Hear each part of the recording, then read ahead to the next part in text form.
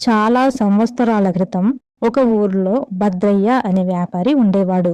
అతను చాలా దురాశపరుడు. ఎంత సంపాదించినా తృప్తి లేదు. ఇంకా సంపాదించాలనే ఆశతో ఉంటాడు. బస్సులు, కార్లు వంటి వాహనాలు లేని రోజుల్లో ఒకరోజు అదే ఊర్లో ఉండే రామయ్య రామేశ్వరం వెళ్ళవలసి వచ్చింది. ఊర్లో దొంగల భయం ఎక్కువగా ఉండటం వల్ల తన దగ్గర ఉన్న బంగారం ఇంట్లో పెట్టి వెళ్ళటం మంచిది కాదని, అలా అని వెంట తీసుకెళితే దారిలో దోపిడి దొంగలుంటారు కాబట్టి ఇప్పుడు ఏమి చేయాలా అని ఆలోచిస్తూ ఉండగా రామయ్యకు భద్రయ్య అనే వ్యాపారి గుర్తుకు వస్తాడు. అవును, నా బంగారం భద్రయ్య దగ్గర పెట్టి వెళితే నాకు ఎటువంటి భయమూ లేదు. నేనే కాదు, చాలామంది ఆ భద్రయ్య దగ్గర తమ విలువైన వస్తువులను తాకట్టు పెడుతూ ఉంటారు అనుకుని రామయ్య భద్రయ్య అనే వ్యాపారి దగ్గరికి వెళ్ళి, అయ్యా, నేను రామేశ్వరం వెళుతున్నాను. నా దగ్గర బంగారు నగలున్నాయి.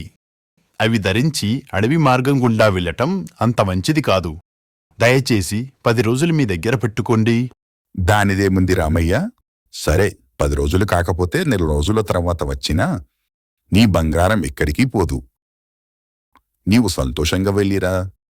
రామయ్య బంగారంను ఆ వ్యాపారికి ఇచ్చి వెళుతాడు. 10 రోజుల తరువాత రామయ్య ఊరికి తిరిగి వస్తాడు. వచ్చి భద్రయ్య దగ్గరికి వెళుతాడు. భద్రయ్య ఎవరితోనో మాట్లాడుతూ ఉంటాడు. నమస్కారం రామయ్య, ఏమిటి ఇలా వచ్చావు? అయ్యా నమస్కారం. అయ్యా, నా బంగారం ఇస్తే నేను వెళ్ళొస్తా. బంగారమా? ఏ బంగారం?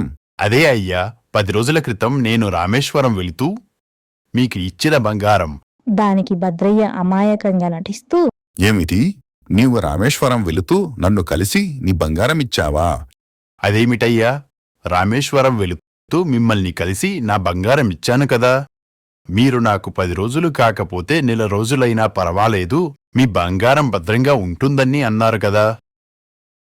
ఏమిటి రామయ్య, మత్తుండే మాట్లాడుతున్నావా? నీవు నన్ను కలవటమేమిటి? నాకు నీ బంగారం ఇవ్వటమేమిటి? దానికి రామయ్య చాలా ఆందోళన చెంది, అయ్యా, మీదైనా చెప్పండి. మేము ఆ సమయంలో ఎవరమూ లేము కదా రామయ్య, ఇలా చెప్పాలి అని అంటారు. రామయ్య ఎంత బ్రతిమలాడినా భద్రయ్య మాత్రం తాను తీసుకోలేదని చెబుతాడు. చేసేదేమీ లేక బాధతో రామయ్య అక్కడి నుంచి వెళ్ళిపోయి ఒక చెరువు గట్టి మీద కూర్చొని ఏడుస్తూ ఉంటాడు. అదే ఊర్లో ఉండే రామరాజు అనే ఒక వజ్రాల వ్యాపారి ఆ దారిన పోతూ ఏడుస్తూ ఉన్న రామయ్యను చూసి దగ్గరికి వెళుతాడు. ఏమి రామయ్య, ఏడుస్తూ ఉన్నావు? రామయ్య జరిగినదంతా చెబుతాడు. ఓ, అదా సంగతి. అని కొద్దిసేపు ఆలోచించి ఉపాయం చెబుతాడు. మరునాడు వజ్రాల వ్యాపారి భద్రయ్య దగ్గరికి వెళ్ళి, బాగున్నావా భద్రయ్య? నేను బాగున్నాను. ఊరికే రారు మహానుభావులు. ఏమిటో సెలవియ్యండి. నా కొడుకు కూడలు రామేశ్వరం వెళ్ళి చాలా రోజులవుతుంది. వారి నుంచి ఎలాంటి సమాచారం అందలేదు. కాబట్టి నేను వారిని వెతకటానికి వెళుతున్నాను. ఎన్ని రోజులు పడుతుందో తెలియదు.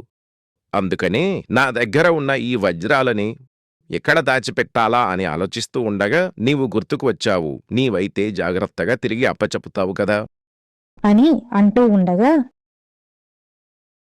తన ఇంటి వైపే రామయ్య వస్తూ ఉండటాన్ని గమనించిన భద్రయ్య, ఈ రామయ్య వచ్చి ఇక్కడ తన నగర గురించి గొడవ చేస్తే ఈ వజ్రాల వ్యాపారి నా దగ్గర దాచాలనుకున్న వజ్రాలను నాకు ఇవ్వడు.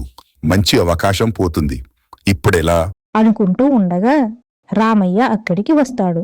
రామయ్య అక్కడికి వచ్చి అయ్యా అనేలోపే భద్రయ్య మధ్యలో కలగజేసుకుని, రా రామయ్య, నీ గురించి ఎదురు చూస్తున్నాను. నీ బంగారం భద్రంగా ఉంచాను. అవి దొరికాయి. ఒరే సుబ్బయ్య, ఆ పెట్టెలో రాత్రి దాచిపెట్టిన నగలు ఇలా పట్టుకరా. సుబ్బయ్య ఒక నగల సంచిని తీసుకుని వచ్చి భద్రయ్యకి ఇస్తాడు. ఇదిగో రామయ్య, నీ నగలు. అన్నీ సరిగ్గా ఉన్నాయా రామయ్య? ఉన్నాయండి. రామయ్య సంతోషంతో అవి తీసుకుని చూస్తూ ఉండగా ఇంతలో వజ్రాల వ్యాపారి రామయ్య వైపు చూసి, అరే రామయ్య, బాగున్నావా?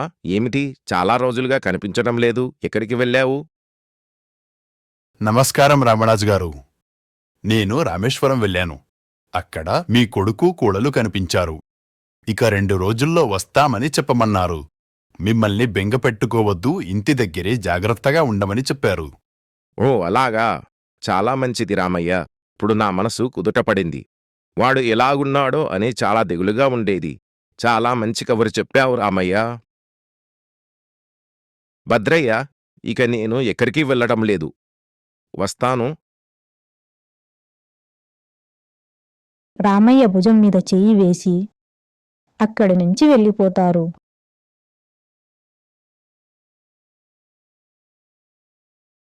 భద్రయ్య నిరాశతో వాళ్ళ వైపే చూస్తూ ఉండిపోతాడు. మరిన్ని కథల కోసము సబ్స్క్రైబ్ బటన్ నొక్కండి. లైక్ చేయండి, బెల్ బటన్ నొక్కండి.